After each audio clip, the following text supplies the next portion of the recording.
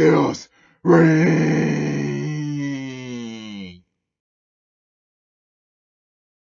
Chaos Reign presents The Honest Truth of an Aboriginal with special guest Freece Truth. Broadcast September the 26th, 2021. Enjoy.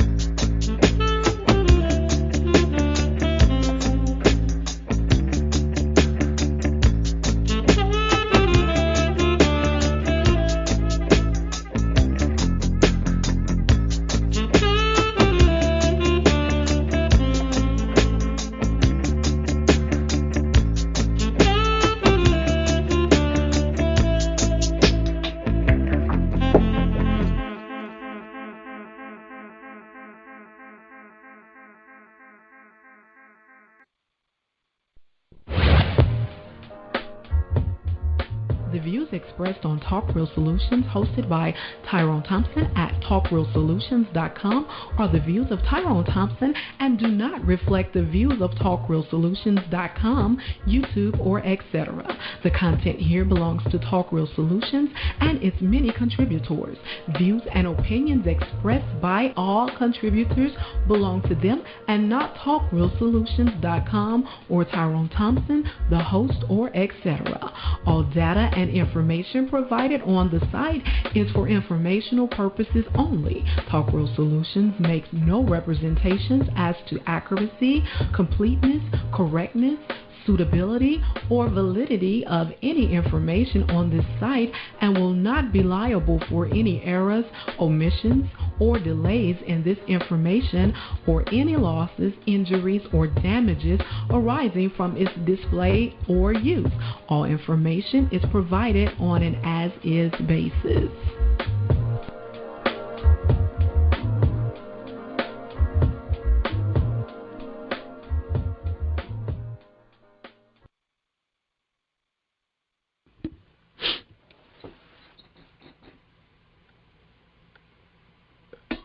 In a world where there's crime, corruption, violence, murder, rape, theft, and all forms of atrocities that plague the world in which we live today, we are living in a state of chaos.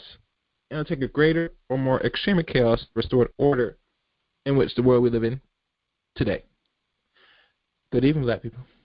This is Chaos right here. And today, probably going to do something a little bit different here. Something that I think I had a discussion, was like last year, I believe, maybe. But nonetheless, we'll have this discussion and see how this will turn out. For those that's not aware, if you go to TalkRealSolutions.com, you'll find a 3-point plan for black empowerment, black achievement. Also, there's a list of black established banks located near you in a city in America. I think there's like maybe 30, under 30 black-owned banks still existing, maybe less now because of this situation. But nonetheless, if you already have an account on one institution, it wouldn't hurt to invest money into another black bank yourself. So find one near your city and invest in one today. And like always, for the last couple years, on the T.R.S. call-in show podcast side, we emphasize if you're a person that's making fair or decent money, it wouldn't hurt if you could start what we like to call a black-owned business or your own business.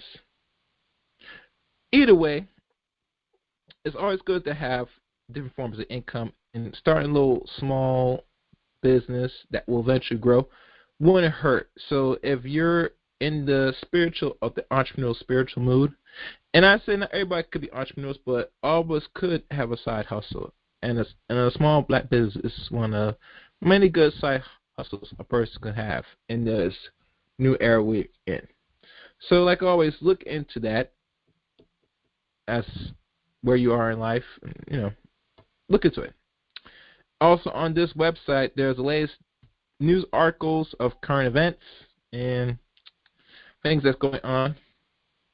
So all that's on the website, including the donation tab as well. So go to TalkRealSolutions.com today and check it out.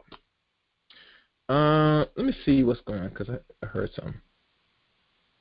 Okay. Another thing,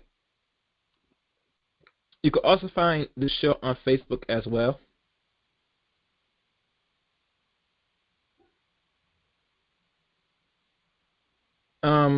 Another thing,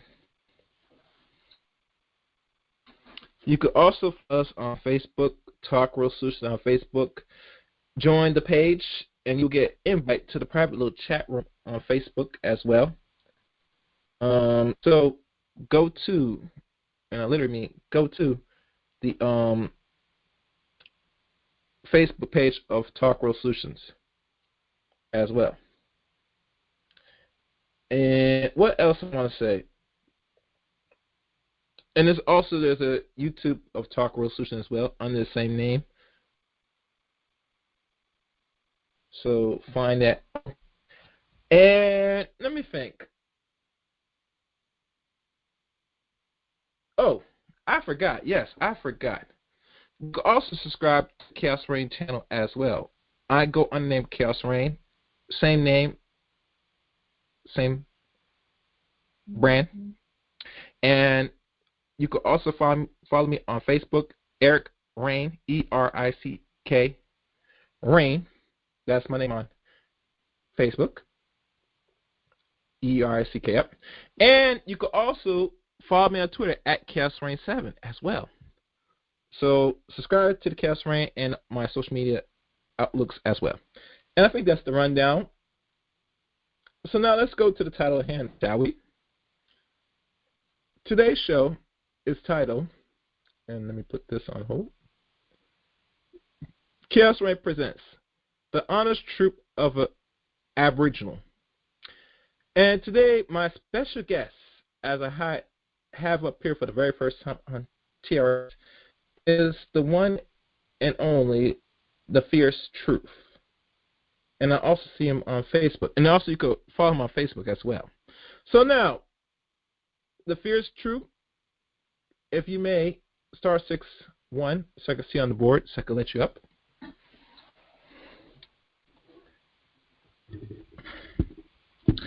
All right. So everybody give a warm applause to the one and only Freece Truth Seeker. Welcome, Freece Truth. Can you hear me? Hey, greetings. Greetings. Can you hear me?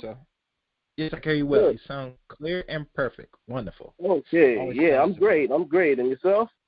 I'm doing wonderful. I'm doing good. So welcome for the very first time here on T.R.S, Talk World Solutions, and on the Chaos Rain podcast as well. It's a pleasure. Before we go into this subject and many other discussions ahead, I'd like to take a moment in time. Hold on 1 second. I got some. Let me take care of that. That's getting annoying. Oh, no, okay. We're good. I'd like to take a step back in the past and move forward into the present, where we're at, and potentially go onward to the future. So for the first time here on Talk World Solutions, can you tell people a little bit about yourself? Okay. So, greetings. Do you call? I am Freece Truth Seeker. Do you call doi ayasti ganayegi dagwadoa? And I am what you call an indigenous American. Basically, my paternal and maternal lineage goes back to the original peoples of the Americas. The original peoples of the Americas go by various names, but, we can say that, you can name different tribes, but I like to say that I'm a mound builder, which predates the tribes. And I've been doing research on the topic for, I'd say, about somewhere around 30 years. I spent a lot of time in the early 90s doing a lot of research into my personal family history and also studying the global history of our people across the globe. So we're talking about ancient African history. I spent time in the Garvey movement under the Carlos Cook. I don't know how knowledgeable your listeners are about the Garvey movement. Yeah, I'm well. I actually, I want to consider well read. I read his book, complete book, The Black Book of Life. Okay. Of what was the book title again? It was dedicated for the first 100 of his 100th birthday. It was released back in 1987, if my math suits me. And okay. that was one of better books that someone composed of the life of Marcus Garvey, from all his teachings, all his news articles, and his philosophies, all in one book. And I would tell everybody it's a must-read book because you get in the mind of where people get their ideals of structured organization and how to deal with oppression in a way. How to deal with the opposition properly. It's like strategy at the end of the day. How to organize people. So continue. Well, Garvey was a master organizer, and I would say that looking at that particular blueprint would solve a lot of the challenges that our people are still pondering on in terms of liberation and stuff like that. He gave you the blueprint on how to run government, how to operate businesses and stuff like that. So that really attracted me to that end. The particular branch of the Garvey movement that I had belonged to back in those days was under Carlos Cooks, that particular branch, which was that was the African nationalist construction movement, which was an outgrowth of the African nationalist pioneer movement. So pretty much, for those who don't know who Carlos Cooks was the ideological son of Marcus Garvey. Cooks was he was part of the Garvey movement as a child. His parents, he was from the Dominican Republic. And his parents were part of the Garvey movement, so he was naturally, as a child, raised up in it. And then when he grew up, he took that movement to a different level, and he pretty much fine-tuned a lot of the aspects of that movement. So I was part of that particular branch. So after that, I wound up doing as part of that particular movement, I wound up going to Africa and actually living in Africa for a little while on a fact-finding mission. I got a chance to meet a lot of influential people in government there. The first residence that we lived in when we were there was the old headquarters of the OAU. And so, it was a very interesting experience. And, I was just a young college student at that particular time. So at that same time, I was also doing a lot of genealogical research. And I was trying to find more information about my family lineage and things of that nature. And so doing my genealogy, I was really trying to find, because I already knew about my indigenous line. So what I was basically trying to do, I was trying to find some genealogical information connecting to Africa. And so that's where a lot of the roadblocks began in terms of my search. And so I started buying a lot of books dealing with genealogy, how to trace your roots, how to utilize the National Archives and stuff like that. And so I found that for the most part, my ancestry was here. That's not to say that there is no African there. But in terms of what I was able to come across, it was here. So I began doing more and more, I began embracing more and more of my indigenous culture, and I started going more to powwows and stuff like that. and meeting family members at powwows and things of that nature. And also I came across the teachings of, I don't know how knowledgeable your audience is about the Prophet Noble Drew Ali and the Moorish Science Temple, but I started coming across the teachings of Prophet Noble Drew Ali, and the teachings I kind of didn't really resonate with it at first. I was really trying to poke holes in it. And the more and more I tried to poke holes in it, the more through research I came to find out that he was actually right on point with a lot of his philosophies. And so, I became nationalized as a Moor. And I also started doing a lot of community work. And also, while I'm speaking, if you need to interject, just feel free to interrupt me because I can go on. No, go ahead. The floor is yours. I'm here. Listen, if I will, yes, I will. Go ahead. Okay. All right.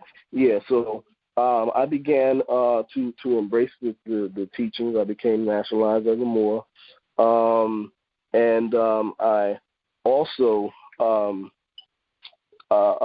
during that same time.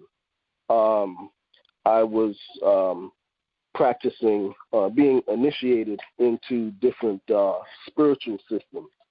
So we're talking about Afro-Caribbean, Afro-Latin American spiritual systems, things of that nature.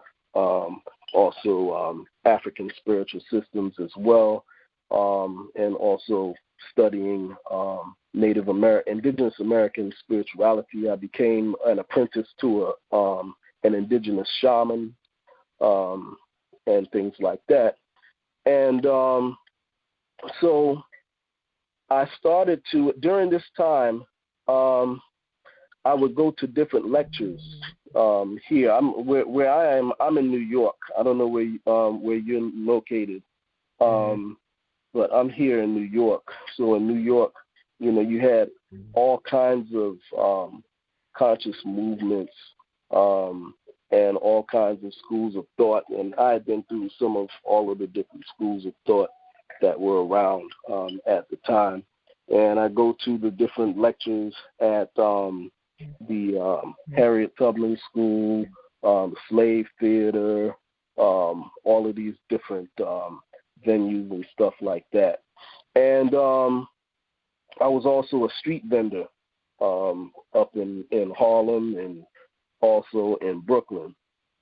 And so I had come across, a lot of different people with a lot of different ideologies. And, a lot of people were searching for the same type of information that I was looking for in terms of, basically learning about their history, where they come from. And a lot of people trying to figure out, their personal story, and a lot of people were running into the same roadblocks when it came to making that connection to, as far as tracing the lineage to the continent. Again, that's not to say that the ancestry is not there. It's just that was a major roadblock. But most of the people that I had come across as a vendor and going to these different schools of thought, the common denominator that 8 out of 10 people had was that they had indigenous ancestry. That's pretty much an introduction. Also, around that time, I started forming a study group dealing with our indigenous history and stuff like that. And so we're talking like the mid to late 90s. I'm one of the pioneers, believe it or not, of what they call the Aboriginal movement today. I said one of the pioneers. You know, they were, you know, like, you could trace that ideology going way back.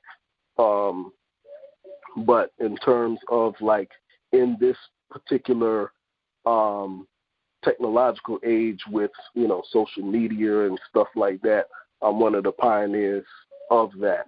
There was, when I was doing it, there was no Dane Calloway or any of the new guys that are around at this particular time. So around that same time, I also became, well, a little bit later, getting into the early 2000s, I was nationalized with the Washita Nation. And that's pretty much an introduction. There's a lot more, you know, to my story, but you know, I'll leave it at that. And if you have any questions or anything like that, okay. Excellent. Well, to the subject at hand, and you did say a lot, and that's a pretty much a well sort of I would say portfolio of how you came to where you are now. One thing, and to let people know, the call number for today's show is 712-770-4160. The access code is 917-324-pound. I repeat, 712-770-4160. Access code is 917-324-pound. Today's subject, Chaos Rain presents the honest truth of an Aboriginal. Now, one of the few things about Aboriginal, have you ever did like a DNA test to check how much of a percentage you are Native American? Or you just went throughout your own journey and you feel it was not a necessity? That's one of my questions. Well, I did both. And I did through genealogy. And also through DNA as well. Now, the thing with DNA is that when you do a DNA test, I didn't do it the traditional way that most people do. What I did was took the raw data from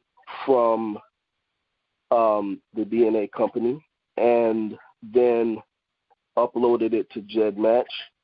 And then from there, I had geneticists that our particular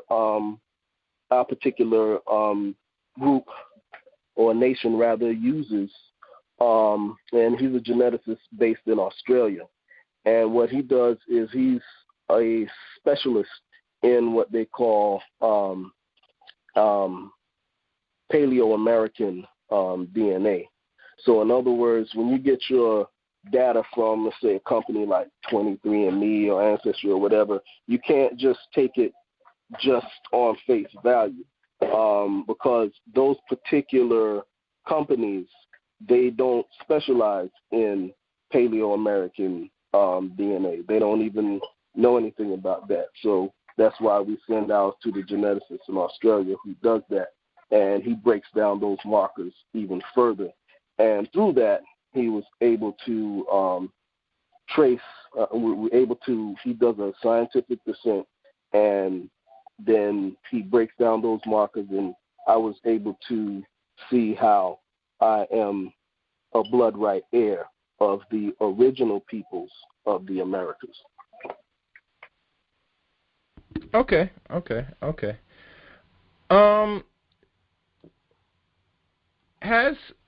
Since joining the Nation of Aborigines, are you familiar with people like Ali Muhammad? Yes, I'm familiar with Ali Muhammad. Okay. Who else? To be honest with you, when I continue, I did talk and interview another brother that was also associated with Ali Muhammad, and he is his own movement. He knows contracts and laws. You might not know him. His name is Coach Ali. No. Yeah, he's also, I believe, affiliate or with Ali Muhammad a bit. But my thing is this: one of few things that I've noticed that our people are not really above to is the strength of the pen and paper. What I mean, there are many contracts that's being laid out, even right now as we speak, where people that's in higher ups creating bills and laws, some locally and some in the higher office, like the White House, etc. And our people don't understand the power of what we see or read about when people are putting things into bills to be accepted for the majority of the population of people in America. I don't know if you can give us a little backstory of the history, how well knowledge you are of the history of contracts. What is it? Where it really was started, and just a little background. Yeah. Well, that's not my area of expertise, but okay. I can give a little bit of information on that. These things, in terms of contracts and stuff like that, it's nothing new. Like they say, there's nothing new under the sun. What these people who are in power now, all they have done is watch what our forefathers did way back in the days and pretty much co-opted, or inherited that system and then just utilize it for their own conquest. So a lot of these things, you can trace going all the way back into biblical times. Even what they call now tariffs and stuff like that, and like the word tariff, that comes from I forget the brother's name, but that's actually somebody's name who was a Moor that they inherited that from. A lot of these things that they do now has its roots in things that came from us. Pretty much. So it's very important for our people to like you say, don't be afraid to study things like law. Like I was just watching something on YouTube earlier, and they were talking about the I don't know how old you are if you remember, but back in the days, they had the incident that happened with the 5 kids in the Central Park jogger case, and they accused these 5. They did the movie on Netflix about them, the Central Park. They call them the Central Park 5. Yeah, I remember. I heard about that. Yeah, I heard about it. But the discussion that I was looking at today, they were saying, it's a shame that those kids didn't. I don't like to call kids because kids are goats, but that those youth didn't know their rights. Because they were railroaded. And it's very important, for our people, particularly our melanated people, to know law. You can't be a melanated person and not know law. It's very important, because that's how all of these things happen to our people, because they prey on our ignorance. I was a cop that I was talking to years ago was saying that, one of the reasons why people of color get violated is because they don't know their rights. So it's easier for them to violate someone of color as opposed to someone of the Caucasian persuasion, because a lot of them, unfortunately, a lot of them know their rights and we don't. Another question, because you mentioned in regards to law enforcement, have you ever experienced any, because you're in the East Coast, especially of New York, New York stays, in regards that your rights were violated to the point that you had to go and sue and got some payments for any, I guess, misconduct, if anything, from law enforcement?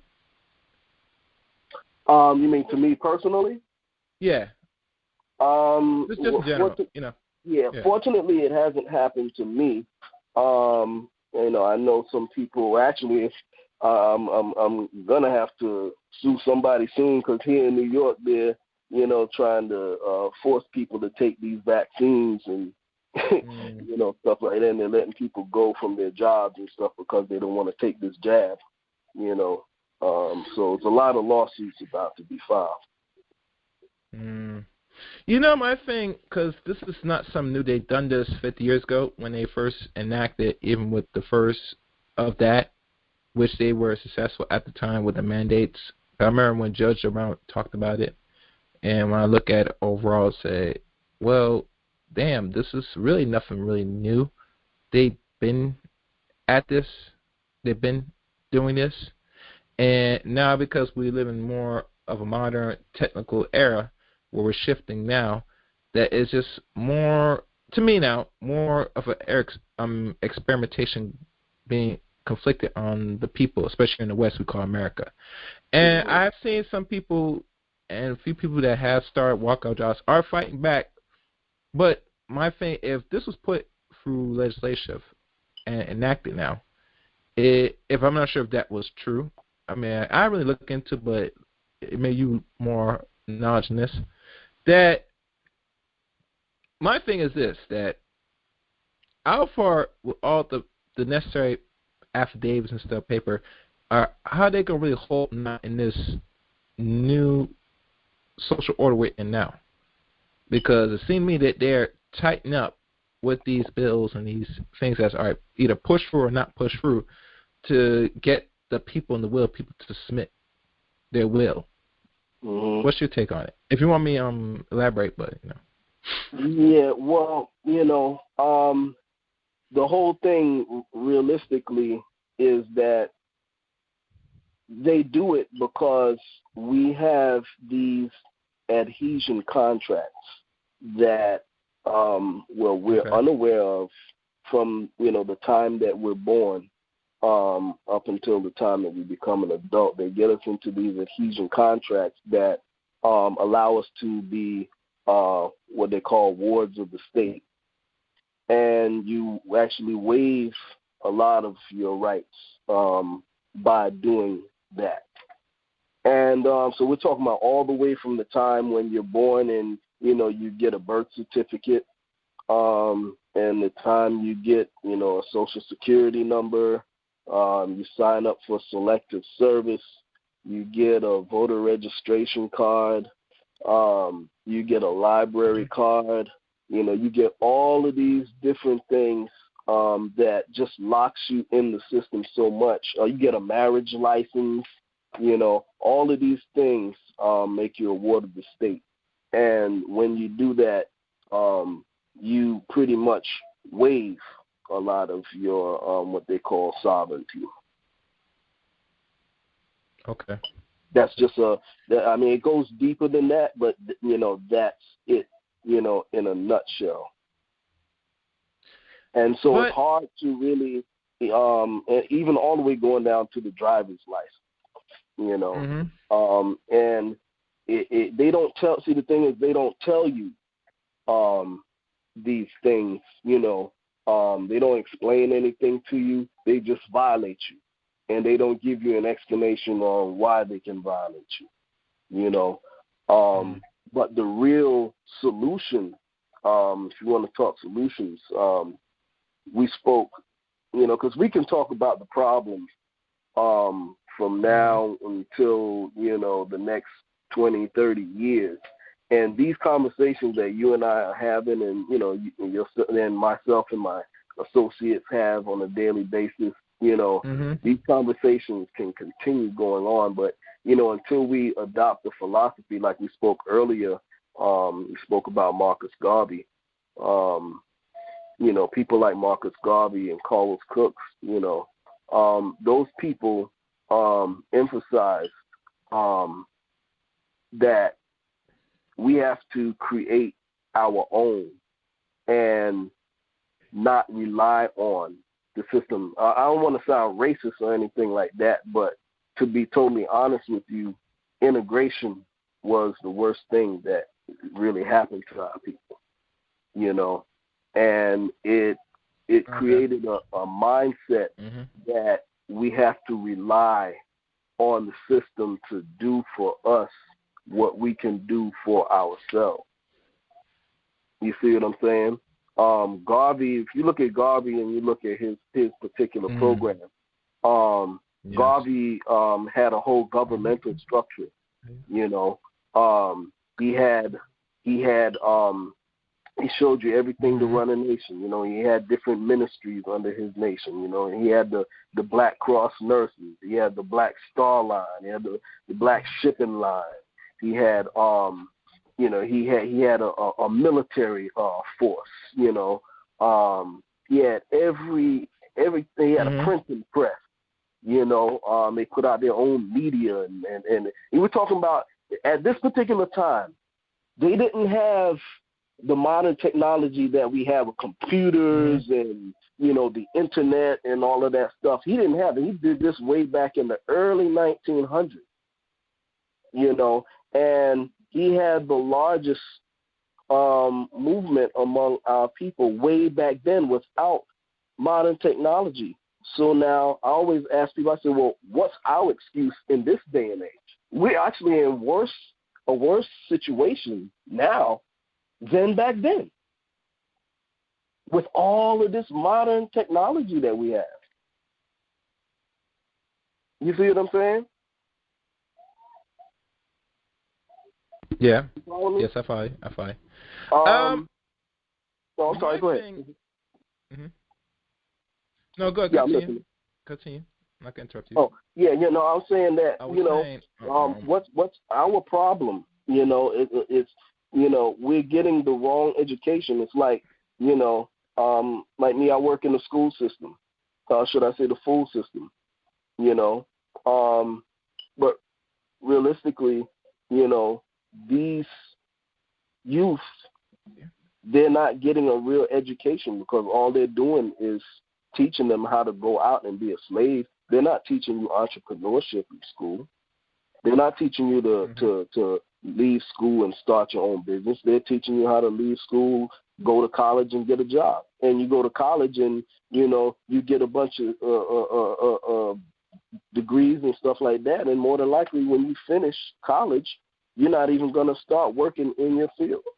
You may leave college and you know, have a menial job because they want experience. You know, you know, they don't. It's like, you know, when Garvey came, he came to meet up with Booker T. Washington, and Booker T. Washington emphasized, you know, our people learning trades and, you know, things of that nature. You know, which, you know, they don't even really push these days. You know, like me, I work in a trade school. You know, I'm more for trades than, you know, going to college. Excellent. What trade you do? What's your trade? Carpentry. Oh, that's wonderful. All right, continue. Wonderful. Yeah, but it's a general trade school that teaches all trades, you know, and they don't emphasize the trades. Like back when I was going to school, they had trades in the high school and junior high schools. They don't have that anymore. You know, but I was mentioning that to say, you know, that's why Garvey came here to say he wanted to meet up with Booker T. Washington, who was, you know, pushing that ideology. You know, that's what we need to get back. Like a lot of our people, you know, don't, you know, we're looking so much for education. We don't even put an emphasis on farming anymore. You know, and that's a valid skill to know how to farm. Yes, indeed. Yes, it is. Indeed. You know, indeed. We have to do for ourselves on all levels. You know, you have to feed yourself, clothe yourself, and shelter yourself. You know. Yeah. You know. One thing, because I'm going to open one line, because someone did raise their hand. My thing is this, and it's just me. At the time when civil rights was started and getting on their way back in the 50s and then slowly concluded in 64, roughly a decade later, that this was structured and organized to keep black people that's originally from the soil, to keep more, I want to say disorganized, but to give them what they want, which they're shipping to start mixing in people, or what they want to call people of color, into the system, or what I like to call absorb you now. Right. Because there was only a few options. Yeah, that's what civility is to absorb you. What that means you're going to absorb yourself genetically now, meaning you're mixed in with these people. Right. And they're going to create the atmosphere for you to mix in much easier after 64. Because if you look at 67, they were going to struck down misogyny laws. Because once you're already in the system and you said we're all together, the next stage was to now make it more easier access to you, so they marry these people. And listen to a lot of male and female content creators. Certain famous ones, like some of the female side, they're, from what they have understand, is they think that the black man at first wanted this more than everybody else. But I'm thinking, no, it's black people wanted this though. Because you hear the conversation with the average Negro, Real Truth, it's a lot of black people are comfortable being around other groups of people and giving them their all and not want anything in return. You ever notice that? Now, who are these people? Giving them all. Who are these people? We're not gonna refer. I am not gonna refer names because, like I said, we don't do free promotions here, unfortunately. Right. I would do it, but no. I'm just saying in general terms. Who in general terms? Who are you referring to? In general terms. This is like mostly content creators. Some on the male side and some on the female side. I would say more on the female side, ones that's popular. And the funny thing with YouTube, since I'm going there, it's a very useful tool. We use it now as people, since we're on there. We use it to promote the more of the separation and more of the propaganda against each other, where we should not even deal with each other in all forms, social, economic, and sexually. Maybe, sorry. Let me take that back. Sexually is fine. And these are the foundations that hold not only cultures, but holds communities. Right. Civilization. Right. So that's something I just want you to, yeah. That's what I was laying out. So, but we should be we should always as Malcolm and many of the other people who came before us, talk about we should always have a united front. We shouldn't be bashing each other, because at the end of the day, we're all victims of this oppressive system. Correct. We should be putting any differences that we have. We should be putting those aside and see where the commonalities are and play up the commonalities, and the differences are really minuscule. I agree. So let me open the line, see who this is. First caller, open line. Who's this? Hello, Gary. Hello, the brother. Are you from the Ouachita Nation? Can you hear me? Yes.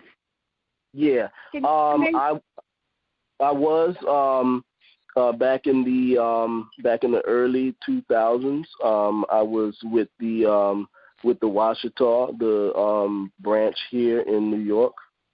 Mhm. Okay, I was just curious to know, since the Empress said, she passed away a couple of years ago, and I know that she had some things that it was tied up. It was supposed to be the records of it was supposed to be released by Congress, where she did win her case for her the land for Louisiana, and I just wanted to know if you had any updates on it. No, I don't have any updates on that. I know that by on paper, she definitely had rights to I think it was 68,000 something like that, 68,000 acres of land or something like that. For the original Louisiana before they chopped it up and made it into other states. Exactly. Mm-hmm. Yeah, but she didn't have the manpower to really, enforce that.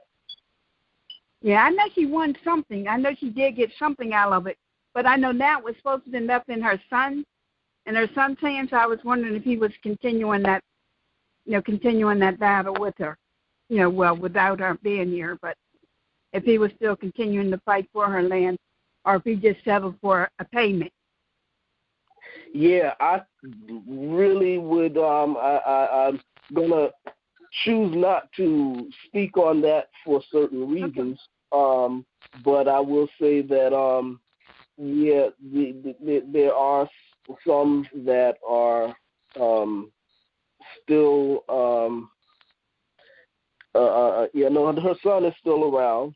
And I think some of the grandchildren are, still trying to continue that. Yeah. Well, that's good. I wish them the best. Mm-hmm.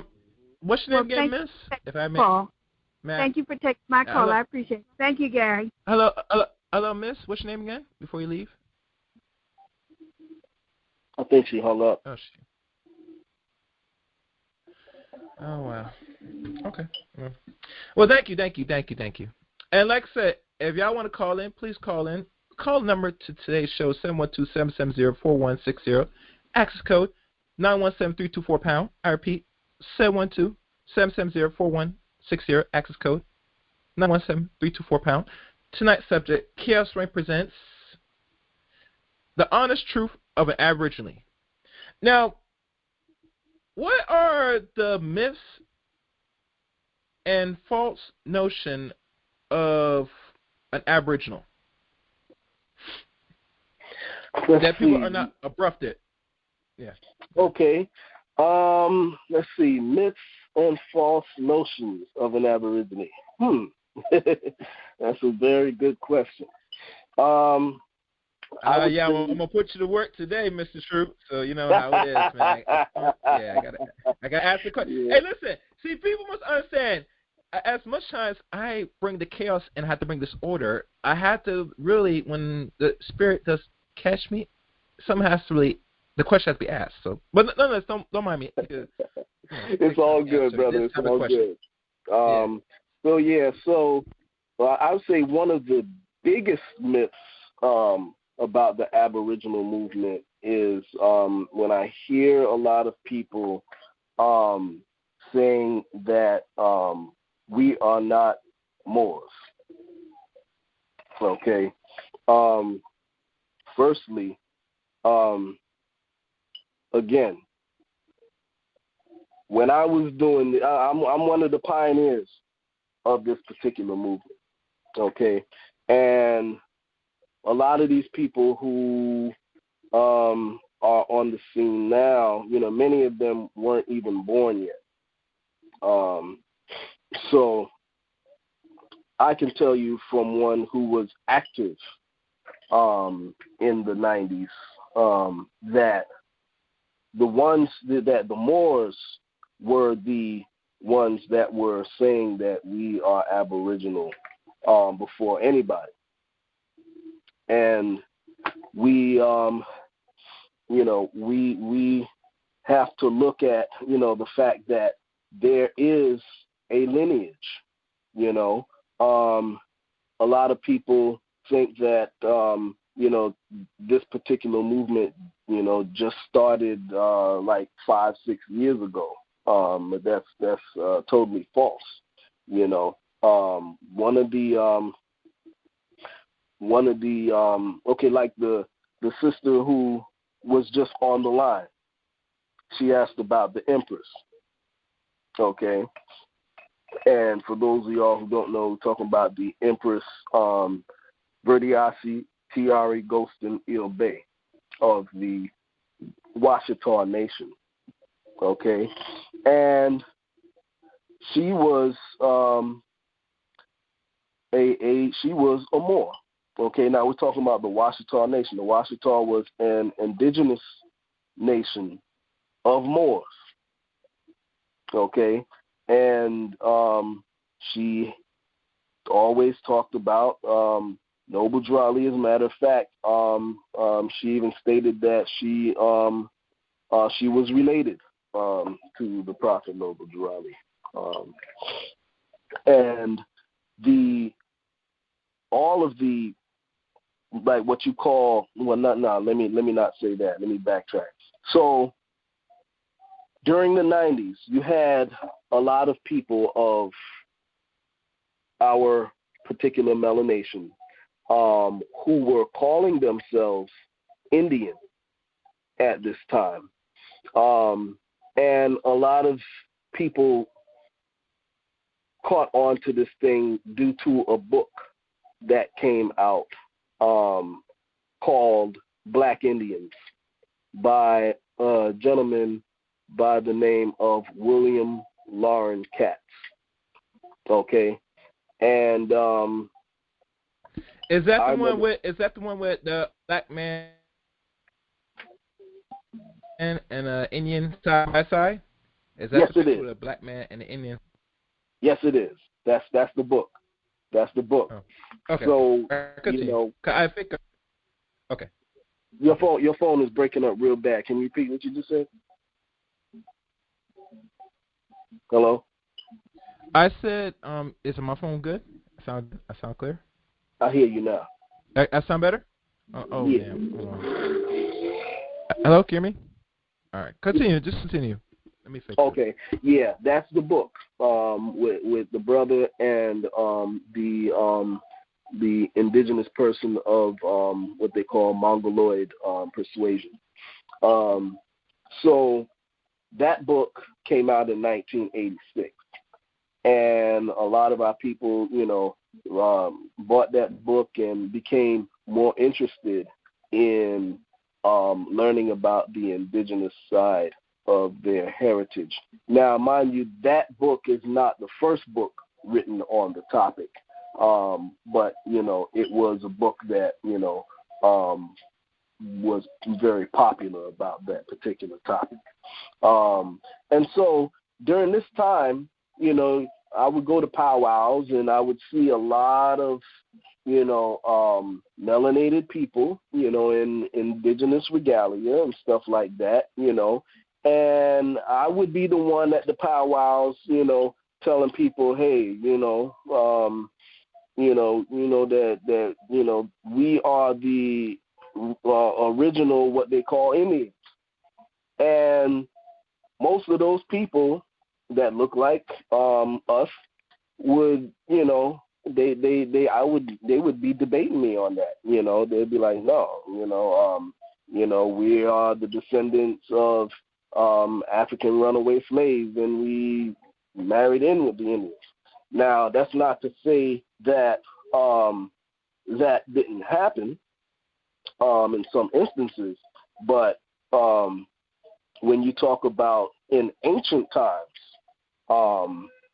pre-Columbian times, there were indigenous people. Is my mic good now? Yeah. Mm-hmm. Right, they were in pre-Columbian times. There were plenty of melanated Indians. You had those who came over from the continent during the Mali expeditions under Mansa Musa or Bubakari, and even before that with the Kemites and the Phoenicians, and even before that, you had indigenous people here that were always here. So you had many different waves of migrations here, and you also had an indigenous, what they call quote unquote Black Indian that was here as well. So these people that were that I would run into who call themselves Black Indians at that time, they weren't saying that they're Aboriginal. That wasn't the narrative. Nowadays, post Dane Calloway and others, because there were others before Dane Calloway who were pushing the same type of ideology, but they kind of, they kind of changed it up a little bit. They took little elements of what the Moors were saying, and just kind of switched it up a little bit, and it just became an Indian thing, and the Moor became excluded from that. So that's one of the biggest myths about the Aborigines. All right, excellent. It's funny that the funny thing about all this. Oh, you want some more myths? Yeah, go ahead. Another myth that I hear a lot. You have a lot of people who I've heard. I'm not calling any names or anything like that. But you have a lot of people who put pictures up, and they make they give certain stereotypical images of those of our people on the continent and those of our people who are Aboriginal here, to show like the differences in phenotype and stuff like that. That's another myth, because from someone who's lived on the continent, I can tell you that I ran into people over there who look exactly like people over here. Identical, So that's another myth that I hear among people who have come to me personally, who call themselves Aboriginal today.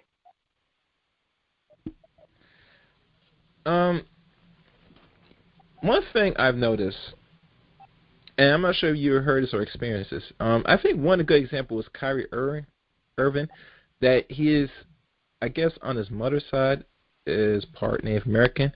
He could not get none of the, say again? Yeah, I heard that. Mm-hmm.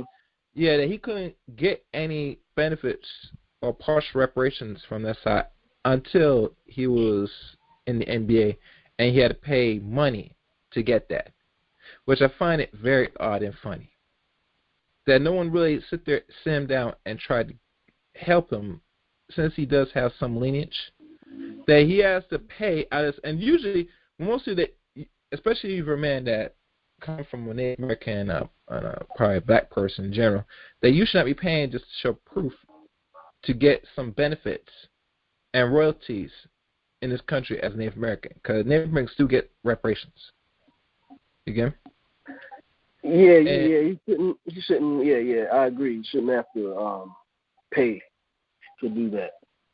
I think he was duped in doing that, because he doesn't really see. One thing when I look at most people, entertainers, athletes, etc., they're not overall, I could say, really bright overall, because with all your money and depending who you're connected with, you should have your circle much better and tight to help you facilitate this world you're in, especially if you're ranking money like that, on the average.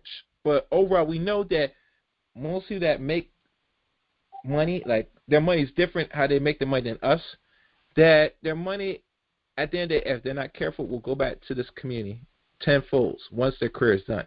And trust me, we've seen it happen. So for him to start paying just to get the reparations on his mother's side of Native American is telling. It's pretty much frightening and scary, because now if you paid, there's going to be strings attached to that. because you couldn't get in there, but they allow you to come in once you pull in millions of dollars to them. Right. So I will always advise people that if you do have a parent that is Native American lineage, you need to start doing some strict studying and fall and know your rights legally to get that.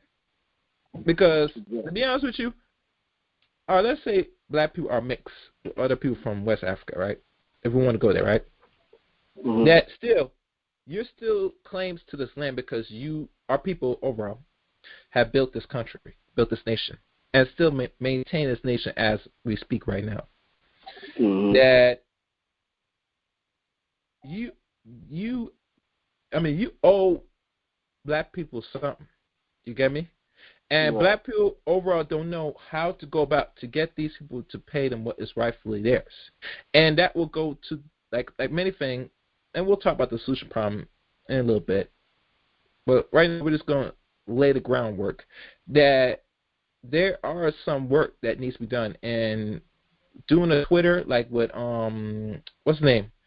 Yvonne Cornell and the other dude about ADOS and all this stuff, it still has not drawn circulation or actual physical movement for people to say, we need our shit back.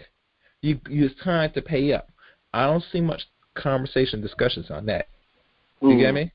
Right. So I'm thinking that way how people are moving now, because we are considered, quote, integrated, they just stop completely. Like all types of movements needed to get what's rightfully yours has stopped. It ceased from Gen X till now. You get me? Mm-hmm. And we know we live in very much tough times and dangerous times. Besides, getting inoculated, which is least our problems, we got something much more bigger, that this system itself and the fiat currency is going to completely crash and start over with something totally new.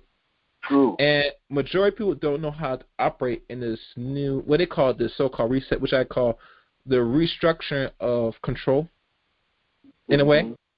Because that's what it is at the end of the day. It's not something that they don't seek to liberate billions of people. No, they want to find ways how I can control more of you and make you give me more while you struggle to stay afloat. Case in point. Yep. I always hear enough content creators, one especially Cerulean Gray, one of my other good friends, how when he talks about the United States dollar when they went off the gold standard back 50 years ago, up this day, or up this time, back in 71. And we look at as the gold standard is no longer the reserve, you see the United States fiat currency. Hold on. Make sure my thing. You can hear me? Yeah. Okay. The fiat currency starts to dilapidate. It starts to have less usefulness. The value and the inflation goes up every year, maybe 5 to 10 years. And now even to the point where now they're trying to expunge more money off the people in America, the working people or whatever, lower class, middle class, whatever you want to call it. And while other institutions that are protected by government get all the money.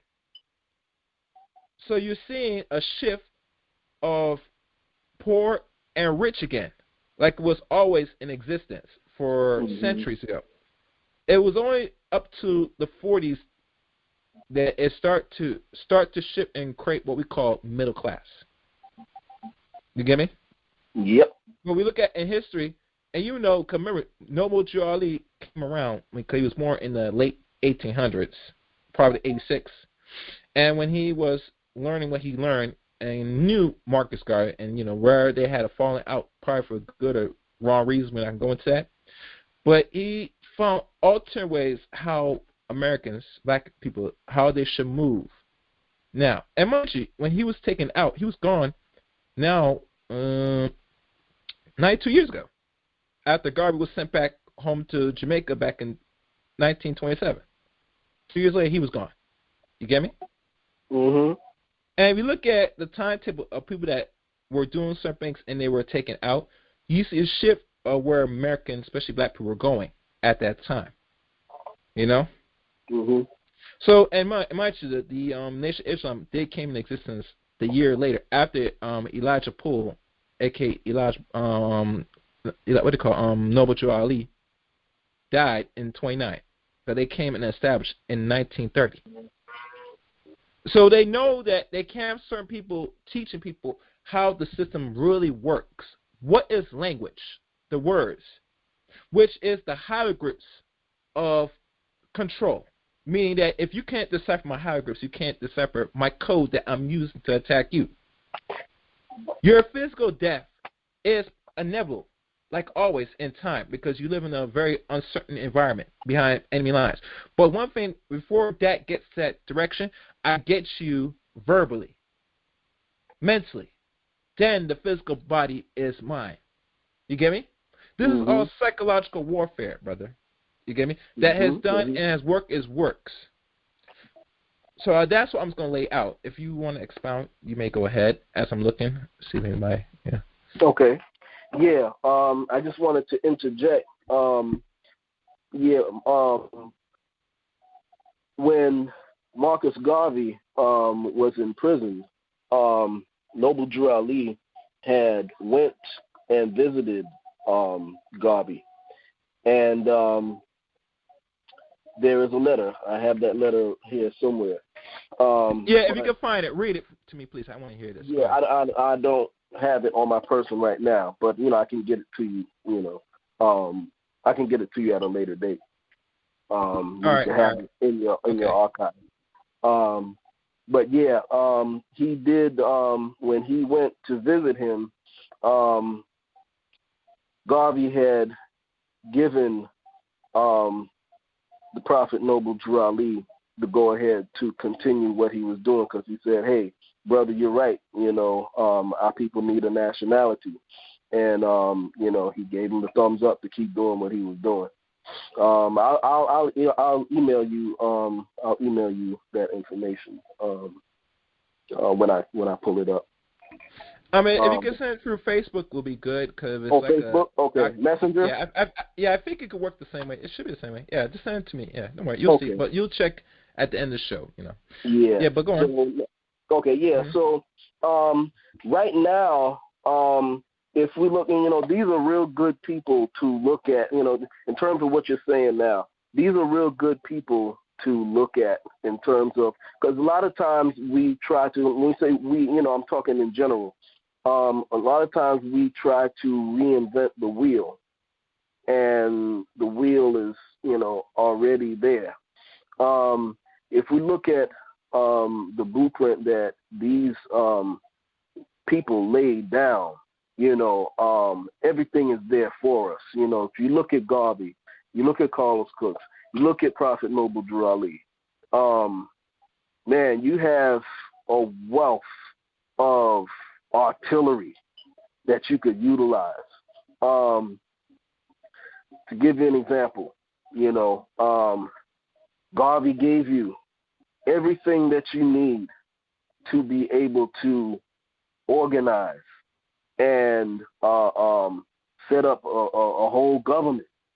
Noble Drew Ali came and told you basically,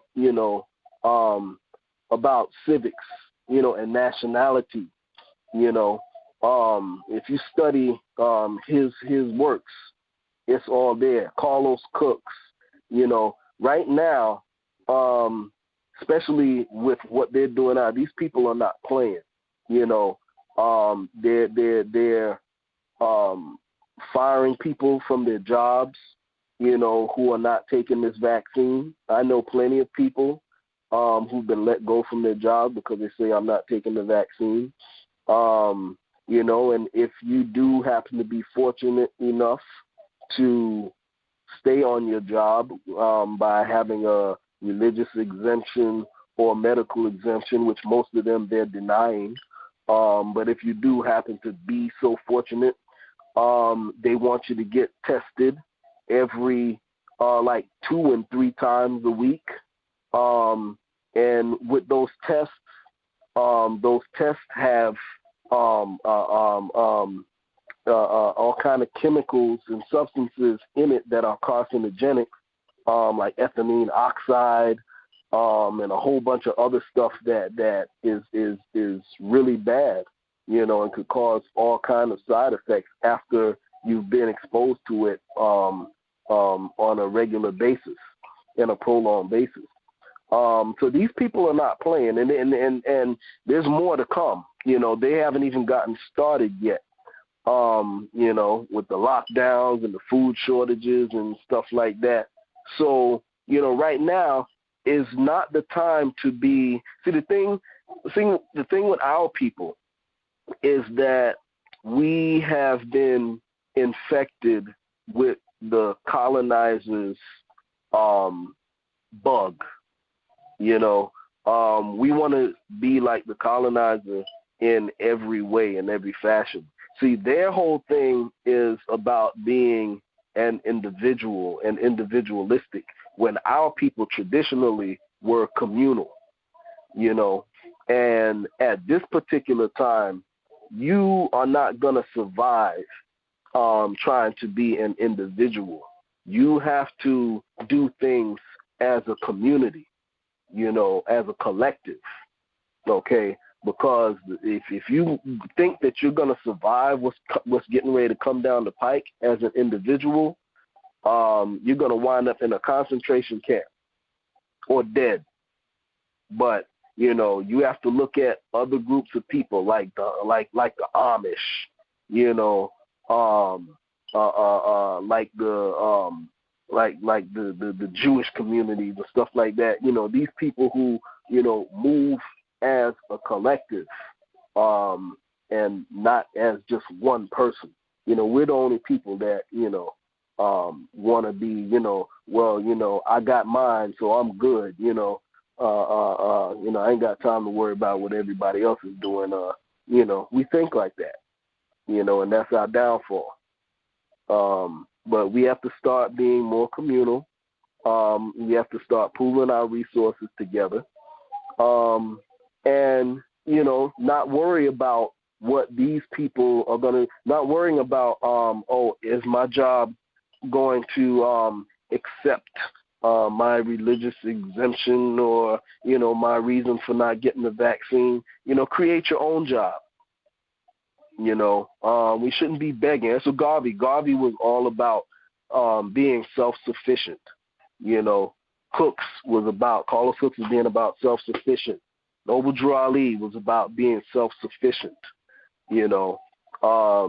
So, we have to think in those terms and doing for self on all levels.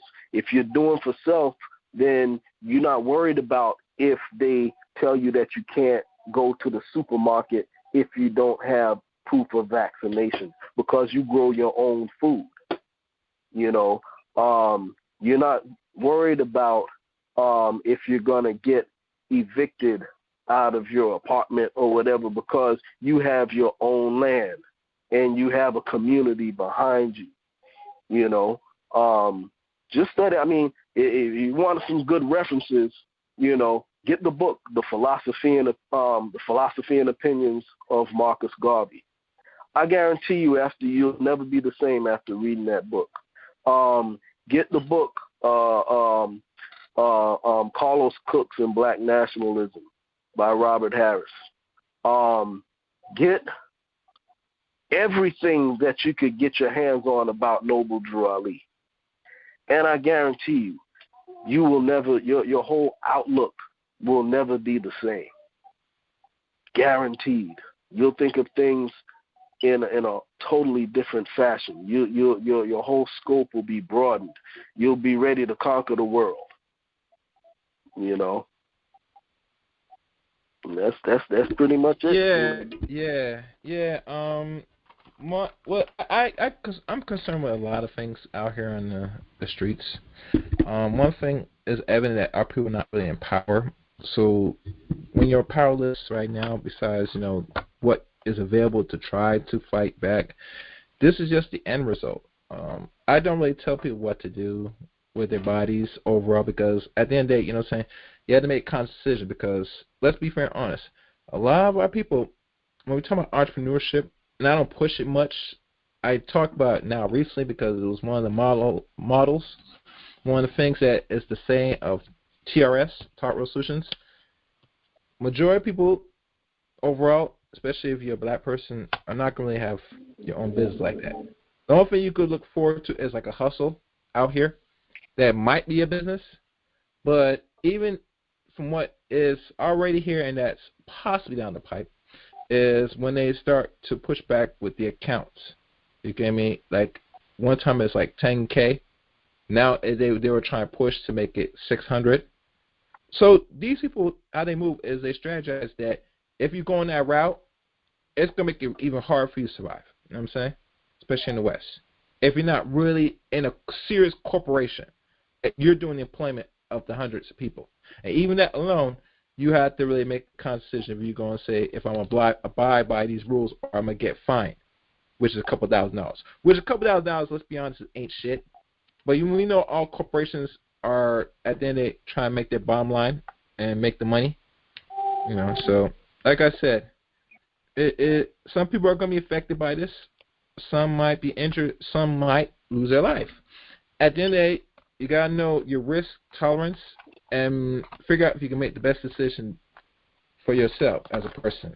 And if you can get around it, try to. If not, just prepare yourself and try to have some precautions to start dealing with your body. Because let's be honest, truth, a lot of people are not good health-wise. As much as I don't want to say it, but when this thing happened, it affected everybody here in the West, especially America, because this country has a history of poor diet because we don't control the food system. Hell, some of us, we buy more than we grow in our own houses. And that's just the honest truth. So when we look at when these things like created pandemics or pandemics that's here or created, whatever you want to call it, is a byproduct of what we don't understand how nature works and how we as men and women should function in this digitized world. And I'm not saying you can't be digitized and understand technology. Technology is good when it's needed, but you have to still be connected to natural law and natural nature itself. And a lot of people, we're very much disconnected now in modern times. And it's going to hurt us, and it's going to bite us in the ass. You get me? And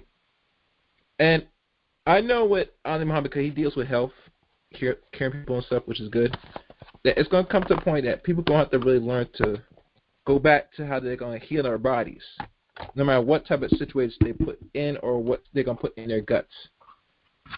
I'm more focused, people going to be proactive. It is what it is. You get me? And a lot of people are not proactive, bro. You get me? Not proactive at all. They're hoping that the government will heal them. They'll go to these institutions, go take their medicine, and hope all is for the best. And we all know that's not the damn case. It is what it is. So I'm not sure if you want to chime in on that, but go ahead. Yeah. So I just wanted to touch on one point that you mentioned. In terms of our people not being able to survive as an entrepreneur and be more just like doing a hustle. Again, you're thinking as an individual. I'm talking more as moving as a collective. Because what you're saying is true if you're thinking as an individual. And that's the whole problem, is that most of our people are just thinking as an individual. And I don't tell people what to do either. I just lay it down and lay it out, as it is, and let the people decide, what they want to do for themselves. But if Marcus Garvey can accomplish all that he accomplished way back at the beginning of the 1900s, and here we have the internet, we have everything at the push of a button, where in all aspects of business you could even cut the middleman out, which you couldn't do before. If our people can't do these things with all that we have now, then it's like Marcus Garvey said. Then Garvey said, "You will die." That's what Garvey said. He said, He said, if we can't do it, he said, you're nothing but good for nothing. You know. But you know, one of the things is our people, like I said before, our people are too caught up in thinking as an individual. We don't want to move as a collective. If you read those books that I was referencing, they lay so much out that our people haven't even considered. You know, and we're talking again, these people were in the early 1900s and in the mid 1900s, and the stuff that they did back then. You know, we're talking about people who had businesses, many businesses. Again, Garvey. Garvey, I could do a whole 2-hour presentation on just Garvey alone. You know, about stuff people don't know about Garvey. But you know, we have to see. That's why you know, when we talk about nationality. And we talk about, you know, being indigenous. You have groups of us who are doing things as a collective along those lines. You know, like for instance, there's groups of our people on reservations that look just like us, that you don't even know about, you know, that look just like us, like right here in New York, you know, many different nations right here. You got the Shinnecock in Long Island. You go on the Shinnecock reservation, you think you're in Harlem, you know, and they've got land, they've got businesses, they're doing their thing. You know, you got the you got the Poospatucks in Long Island. You go on the Poospatuck reservation. Those people look just like, if you go there, you think you were in Harlem or in Flatbush or any what you call black community. You know, you go to the Pequot reservation in Connecticut. You know, I mean, I could go on and on naming different reservations where there's groups of melanated people. You know. But again, you know, you wouldn't know these things unless you, you know, were exploring, you know, that aspect, you know, of our history and our people, you know. But we have to start thinking as a collective and not as an individual. Collectively, we can do much because I don't have to preach to the choir about this here. You already know. You seem like a knowledgeable young brother, so you should know that. You should know that we have in our community so much. I'm talking about in terms of as a group. You know, we have so much money in our community, but in terms of how many times that particular dollar circulates in our community, that same dollar leaves the community just as quick as it came into the community, as opposed to other communities where the dollar circulates damn near 11 times before it even tries to leave the community. You know what I'm saying? You know, all nationalities know if you want to start making money, come to the quote-unquote black community. You know, the Asians, they can come here and they could set up a nail salon.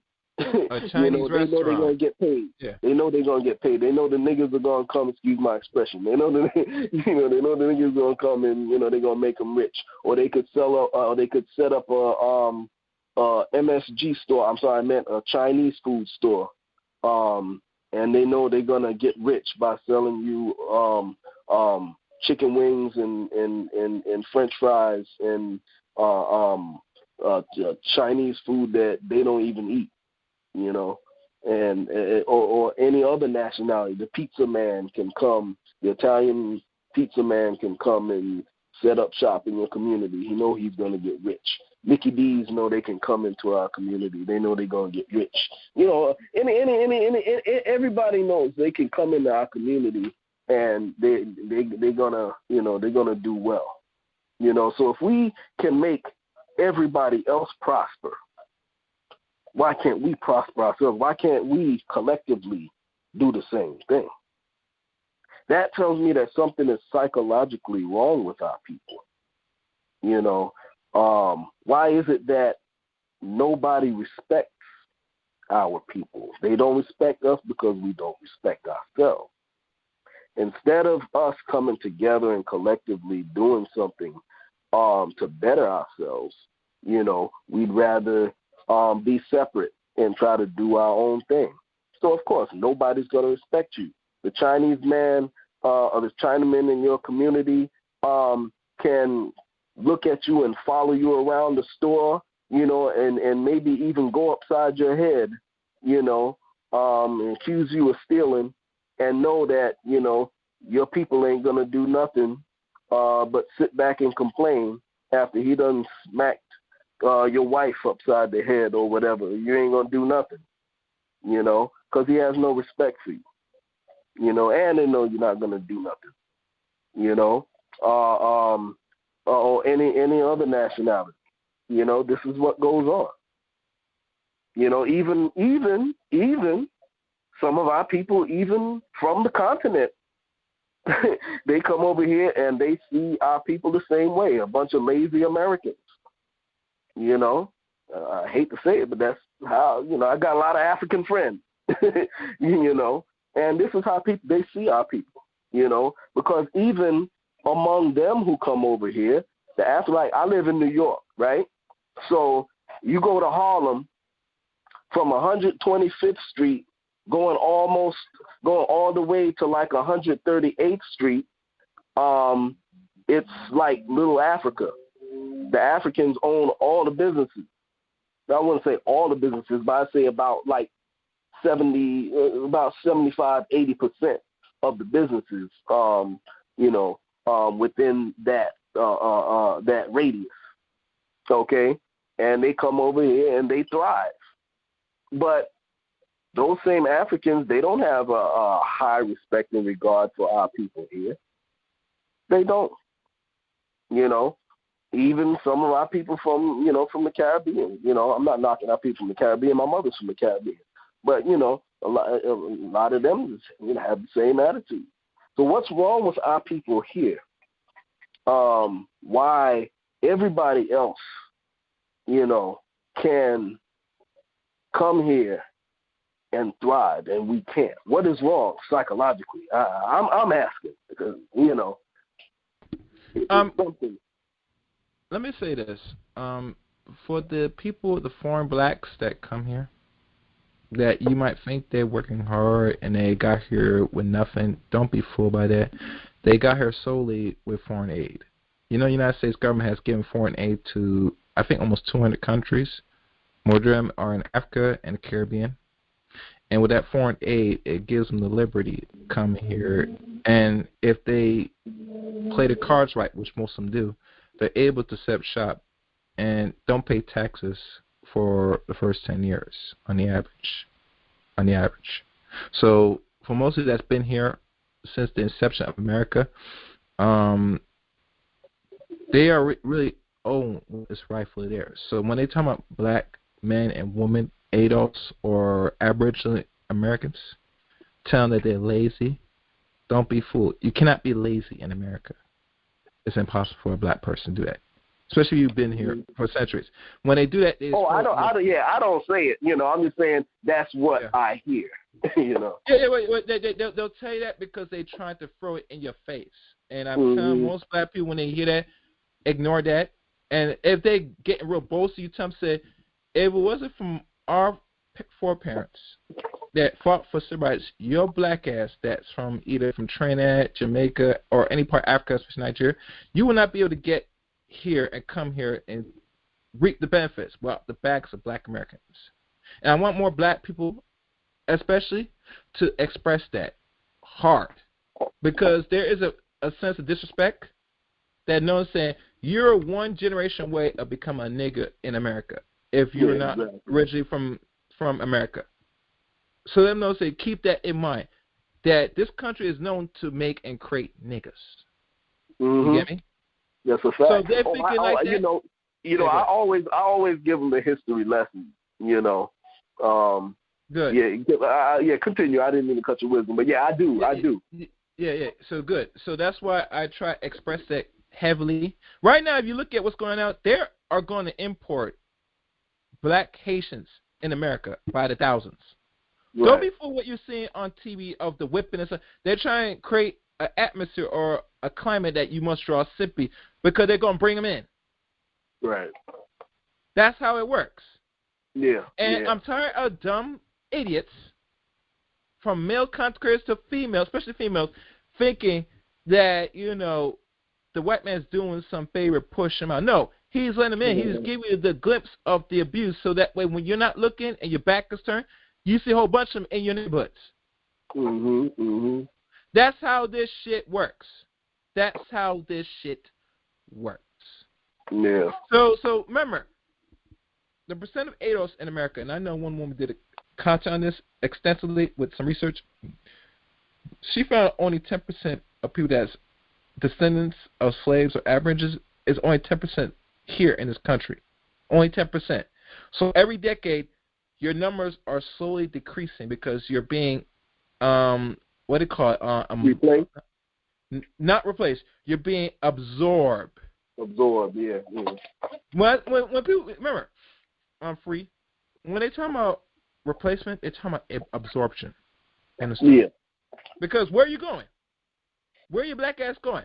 Are you going to go to the suburbs or some other parts of America, particularly down south?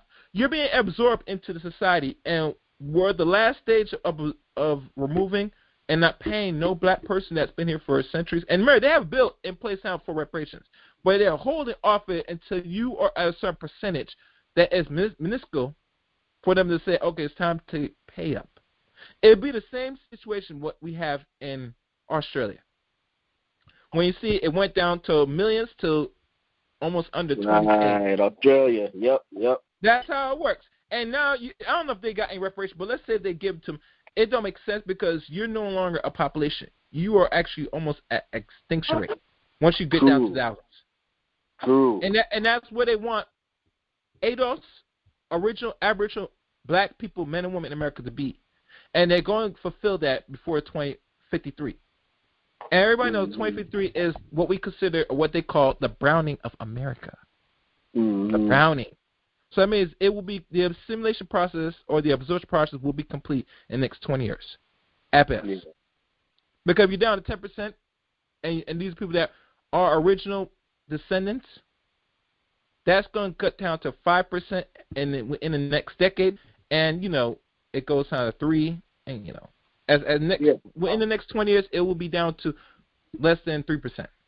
And we all know the number what 3% is going to be down to now to the thousands. 100,000s. You get me? Don't be fooled that they are working hard overtime and really to get this assimilation speed up so they can meet their quota. If God willing, they do, which they already do numbers on this, is now they want this black chick, this black bitch, to absorb with the non-black man, which really she's already doing already. Because we look at when I saw one content creator, elder, say that when we talk about the mixing of the race, they know most black men are doing it, but also the black woman is doing it secretly that people are not paying attention. Because remember, she's not screwing what we call the top tier of these other groups' culture. She's screwing the bottom shell ones. You get me? The lower ones. Because she having babies and not even getting married. So yes, ladies, these other groups of men will love to sleep with you and bang your throat out. But in regards to marrying a long term, oh no, that's not in the equation. They said, oh, you can have that. But remember, it's all about purity and keeping the resource to themselves. Remember, Europeans are very selfish. See, people think racism is something that is a created construct. It is, but you know why they create it? Because they are parasites. How can I create an environment where the end game is I gotta suck the blood off of you? It defeats the purpose. Mm-hmm. And it doesn't take knowledge or books. You gotta see it and have an understanding. Certain books will help facilitate what you already know or what you think it is, but really, truly, this is how the game is being played. They're parasites. I gotta suck your blood to live, and if I just suck you dry, I will do it and be on and move on to the next host. True. So yes, absorption is going to come more on the female side now, which you hear a lot of these women that are sick in the head, talking about they're going somewhere and doing this. And I said, where are you going? You're going to another community that is really already controlled rate from our community, which we rarely have any communities, right? We just have neighborhoods and people not working together. That's the only problem with black people, because we have a mentality of individualism greater than tribalism. And not only that, but we as a race of people, we think and believe that we have arrived, that we are actually free, and we think that we're really free, but we're not. Because freedom, if you have not fought and bled for freedom, you don't know what freedom really is. True. That's how it is. That's the end game of a lot of things. Yeah. So I hope that was clear. And listen, this is the last call, because I'm going to end the show. So I'm going to give the call number one more time for those who have questions. Now, y'all guys got at least a couple minutes or so before I wrap this up. So I'm going to give the call number one more time. 712-770-4160. The access code is 917-324-POUND. Tonight's subject, Chaos Rain presents The Honest Truth of an Aboriginal. Oh, I see somebody in the comment section. Let me look. Where Africans at? Okay, a lot of people are giving emojis. The chat room's a little small in YouTube, but you know it is what it is. And also, one dude said my name, and it's funny. This man right here is very irrelevant. And the funny thing, I doubt he'll call in. I find it interesting, and I'm going to reference to this individual, that he has a problem with what I do on my channel here on the T.R.S. side, on podcasts and YouTube, on what I do, and like I'm shitting on his name, but I tell him personally, you're not really relevant for me to waste time shit on, because you shit on your own self, sir. You get me? I mean, when I go around certain things on YouTube with other content creators, I try to stay on the subject matter. Unlike you trying to use shaming and other language and things that I've done here to make it seem like I ain't shit. But the problem is you ain't shit either, because you've been doing this for almost over a decade, and the most you have gross is only close to 5K subscribers.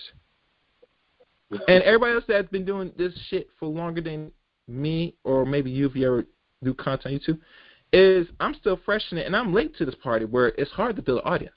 Not making no excuse, but it's a little challenge now. But back then, you had the free range to build a big audience, but squander it. And the reason why, because, and this is what for young people that's going to do content on YouTube or podcast, notice, always take advantage while the pot is hot and ready to go. If there's new platforms and websites created where you could create your creativity without paying a fraction, go hard and do so, and try to maintain it as best as possible. Don't be like losers that do content for years and decades, and all they'll show for is not even close to 30 or 50K subscribers, or wherever of audience. You just defeat your purpose. If you're going to do all that and that's as big as you're going to get, it tells me as a person, when I look at it, and I'm being honest, and we got to be honest as creators, that you're just irrelevant. You're not that relevant. And most time, most black men don't want to admit this, but I'm speaking personally, that's what it is. It is what it is. And that's honesty. Not shame or hate. No serious insult. It is what it is. So if you are that irrelevant, what you said to any other content creator, like me or anybody that puts content that you don't like, my advice, just don't listen. Turn around, fuck off. It's that simple. My shit is not for everybody. I've done content with many guests, brother, and some of the guests I brought on were extraordinary. If you follow me on YouTube, you like my shit. Okay. I mean, on the average, you go like it because you look at the amount of guests I have. I drop some good information. The only problem is not to liking on this side for growth because it's not exciting. It's not somewhere we having black people, men and women, argue with each other all day, every day. Right. What they call gender battles, gender wars. That dumb shit. Somebody say you ain't shit. You ain't shit. Okay, so y'all both ain't shit together. So copulate and make a baby. Remember, that's the best time y'all make babies when y'all argue amongst each other and say you ain't shit. That's the only time when the pussy gets real wet. That's the only time when the man's dick gets real hard. And all of a sudden y'all sit there and kiss, hug, and get the booty clapping and pound beating that blowing that back. That's the best time to have some real hardcore sex. But that's another story. But anyway, but like I said, my content's not for everybody's cup of tea, and it is what it is. And like I said, if for most of them, like this individual, feels a president that this is what I get because I'm talking about, I say you're not relevant for anybody to talk about. Because I don't do content for you or anybody else. I do this because I like what I do and I care and I want something out of this. If I didn't give a crap about this, I would have stopped tomorrow. It is what it is. No shame in the game. Not everybody could do this. And I tell most people, as anybody that's looking to do podcasts or content on YouTube, this is not for the faint of heart. I want to advise everybody to do this because this is work. You're going to have times where you're not going to get no one watching your shit. Hell, you get sometimes you'll put up something and you hope and pray that it'll get viral. You're going to have to accept that as a person that's on this journey. But know saying that nothing comes easy. It requires dedication, sacrifice, and a whole lot of hell work. So that's it. No one else has their hands up. So if you want, I got one person. All right, caller, open your line. Who's this? What's going on, KL? This Chopper. What's good, Chopper? And I see in the back, Jay. I'll let you up in a second. Oh. Go ahead. Oh, yeah, though. I wait and hear some of these Africans call in. I want to hear what they had to say. I want to hear the question they asked. They had a lot of questions for everybody else. But comes some good information. I'd like to hear some of the Africans, what they got to say. Oh, you mean the actual Africans call in? That's what you're looking for? The African Americans. Oh, okay. Oh, cool. Well, if you have no questions, I'll move on to the next caller. Is that cool? Chopper? All right, cool. Thank you. All right, Jay. What's good, brother? This is the man right here. What's good, going man? on, y'all? Yeah. Peace. All right, peace, brother. I'm glad. Good show. I'm glad that everything went well.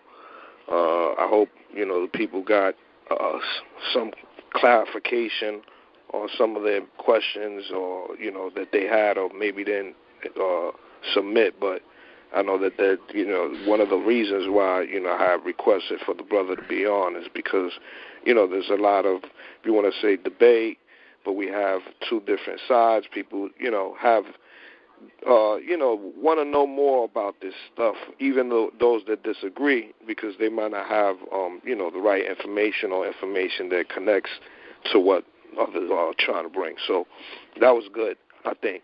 But I have two questions that's a little off. It's connected, but it's off, right? So the two questions would be like, for number one, how do you feel about, I just seen, there was big coverage on this white young lady that, was that disappeared, and it was found out that she was murdered by her boyfriend.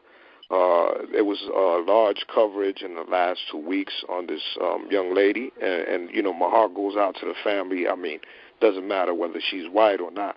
It's sad how it ended, but at the same time, it was brought forward, which has been spoke about in the past, about you know, our African American sisters here and Native Americans, the lack of investigation or follow-ups on these investigations by law enforcement, and also the lack of coverage by media.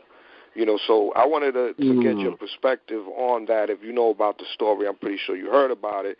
And then also the second question would be, how do you feel about indigenous Native Americans being involved in government, you know, as particular to the sister, I don't know, I think she's in the Santee Dakota Sioux, Jenny Hovland. The sister that's actually, she's a Native American that's involved in government right now, I think in the Biden cabin. And how do you feel about more Native Americans and indigenous people, however you want to look at them, you know, black African American, all the way to, you know, however they identify, but again, you know, connecting their native roots here in the United States and being involved in government more of, you know, do you agree with that? Do you disagree? You know, how do you see that? So those are two questions that I have. And again, thanks for coming on, brother. I think it was a good show, and I'll sit back. Well, thank you, brother. It's a pleasure to be here. Yeah, well, in terms of the first question in regards to the young lady who was murdered by her husband, yeah, you know, when it comes to our people, you know, we don't get the same attention to these type of things as the other people of the Caucasian persuasion, you know, whether you talk about, you know, those who are indigenous or, you know, those of us melanated people who, you know, come from the continent or wherever, you know, we don't get the same attention. It's sad, but you know, that's how it is. Also, in regards to the politics, and indigenous people in politics, I'm gonna be totally honest with you.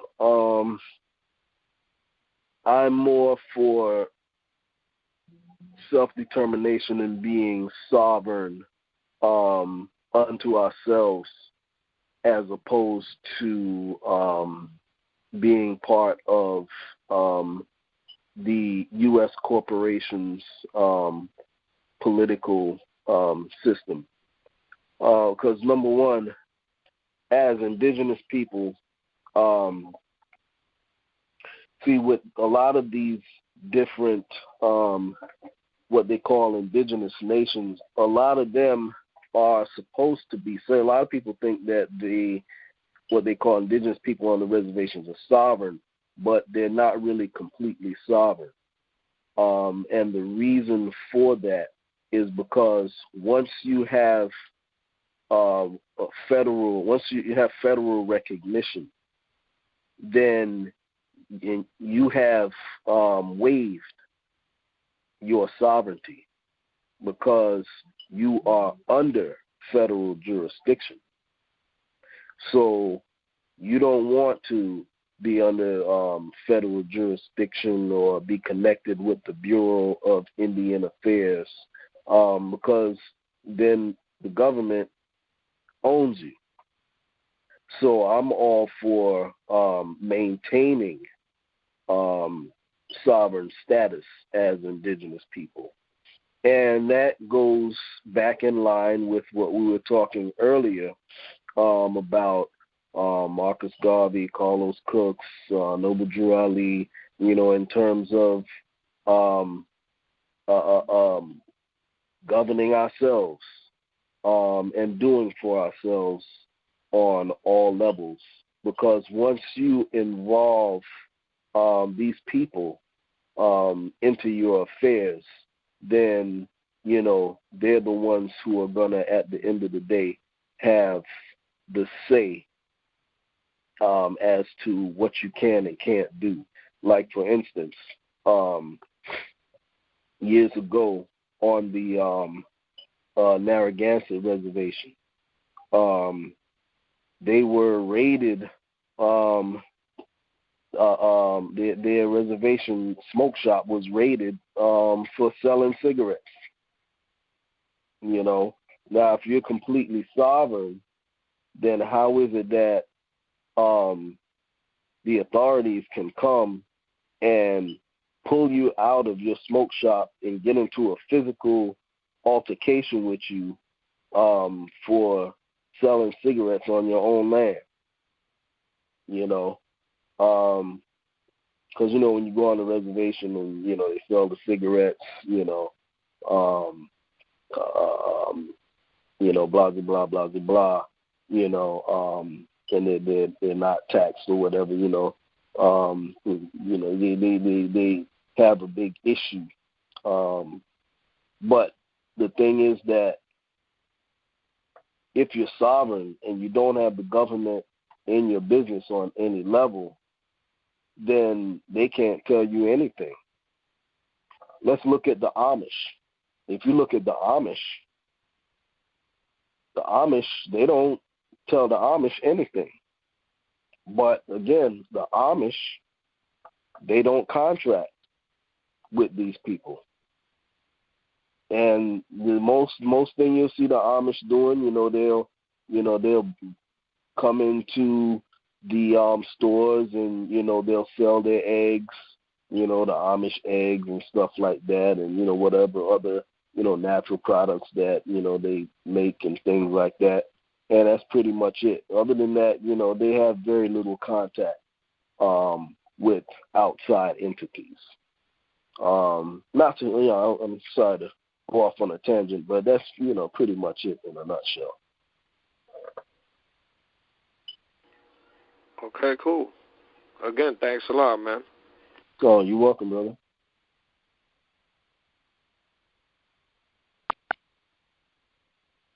All right. Thank you, JNYC. Respect. Thank you. All right. Now, the solution parts. What solutions you can, I guess, lay out, if possible, on how people should operate moving forward in this uncertain environment, Western environment? Yeah. I would say in terms of solutions, the main thing that our people can do is get back to the point that we were in terms of, from a community perspective and business-wise, that we were before we started integrating. We have to, they destroyed the family structure, also, we have allowed these people to influence us, to adopt their culture. You got to give all of that stuff back. You got to get all of this Western stuff out of your mind. If you don't change the mindset, you can't change anything else.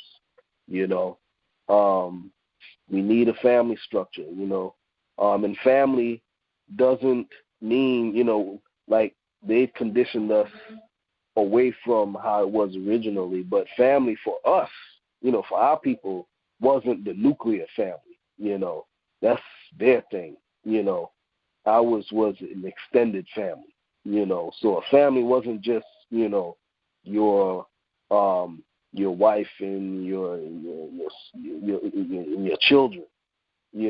Family was your family in your house. It was your mom. It was Big Mama. It was you know, the neighbor next door to you. You know what I'm saying? It was a whole village, you know, a whole village of us, you know. And it did, even when it came to raising children, you know, it was a village that raised the children, you know.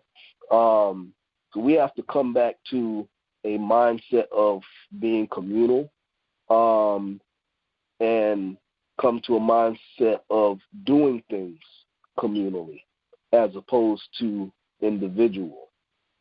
And once you adopt that mindset and ideology, everything else will fall into place just by default.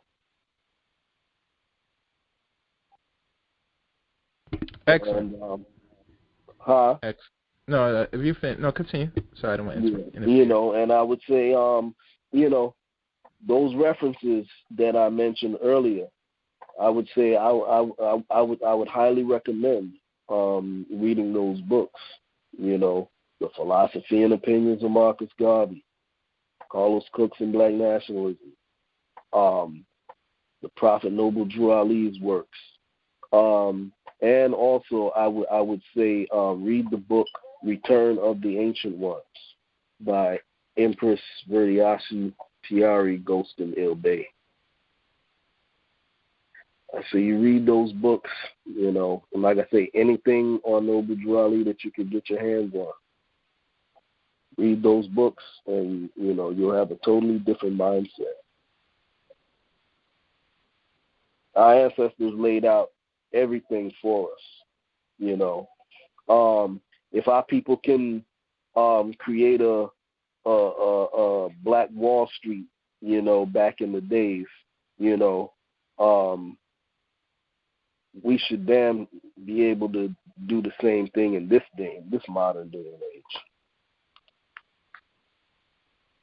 That's pretty much it. All right. Well, seek truth. I thank you. Freece Truth Seeker. I'm a true seeker. I'm sorry, Truth Seeker. Truth. Hold on. Truth Seeker. Yes, Truth Seeker. Thank you, Craig. Thank you for coming on to tonight's show. I think we did a pretty fair job on this subject matter, and I think we lay out enough information. I think one thing people should take out of this whole stream is that don't just go into the books like it's something. Try to have a clear perception and overall open mind when you go through old books, in my opinion. One thing, what I've noticed, and this applies to both men and women, and I could say some women too, but mostly this applies more to women than men if the man's reading the books, that do not take any book and pick apart certain sections of the book and use it as content for your platform to pose a point, or to even go as far as to put out information that was laid out for us that could be used as somewhat of a minuscule weapon or a little weapon of, like to say. And what I mean by half-truths, that I want you to really go in and give the background of the whole author and the book and why the book was written. True. I've noticed now with a lot of content creators now that they are using some of these old books that was laid out decades ago to use as content as a weapon towards war against men and women, Black people especially. I've heard from one previous content creator that does content now that he had his views and opinions of Marcus Garvey in a very negative way. Like, this man didn't do shit. He was not pretty much about shit, and then nothing really accomplished. But we have to understand, back then, he did accomplish a little bit more than what Black people that's been here for centuries have not really doing now, fortunately. True. And it's funny how they had to take a person from that's not from this country to take the opinions and not philosophy, but things that he came here searching to build in his own little island and eventually expand to Africa at the time. He had to learn that and he was going to learn the skills here in America, mind you. So I want black people, ADOS, Aboriginals, to know that you have power, but you must exercise your power effectively and with strength and what they call it, what's the word? With honesty and without no fear. You're very much talented people. You've done and have shown that you create and make great things. But one thing that stifles your progression move forward is what type of unity you're trying to gain and making what you're trying to create out of nothing possible. And it does take numbers to make things a reality.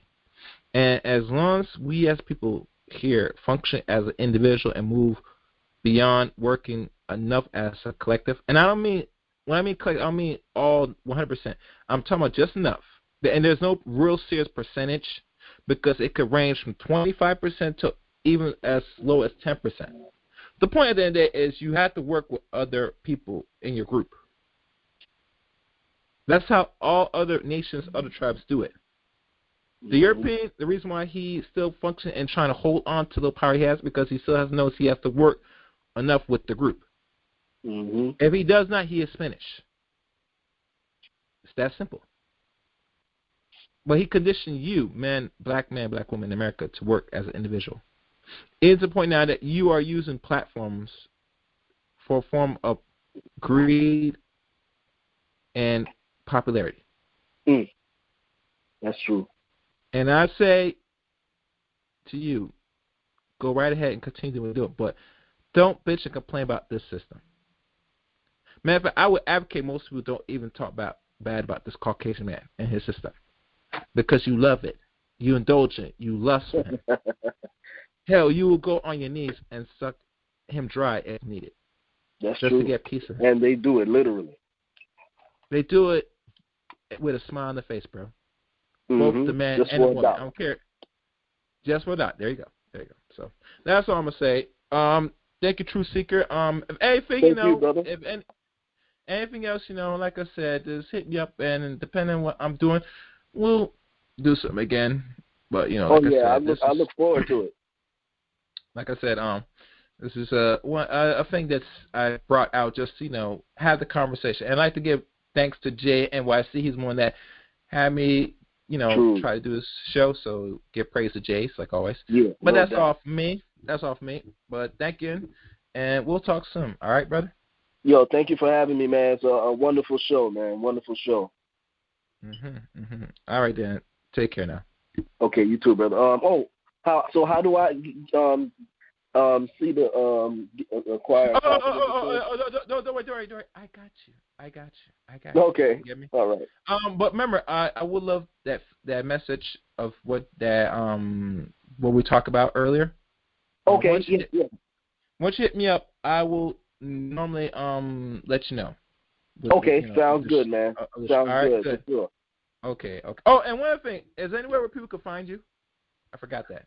Oh yeah, I'm on Facebook, Freece Truth Seeker, SEERCE, Truth Seeker. Also on YouTube, The Red Road East. Yeah, catch me on those two. I'm on Instagram too, Freece Truth Seeker. Okay. And when you do send me it, please send me the links so I will put that in the description. All right, then. Good. We'll talk again soon. All right. Take care. Okay. Thank you, brother. Yep. Peace. And for everybody else tonight for listening to today's stream, I thank you. If you have any thoughts or feelings of what you heard on this stream, leave in the comment section of this podcast /live stream.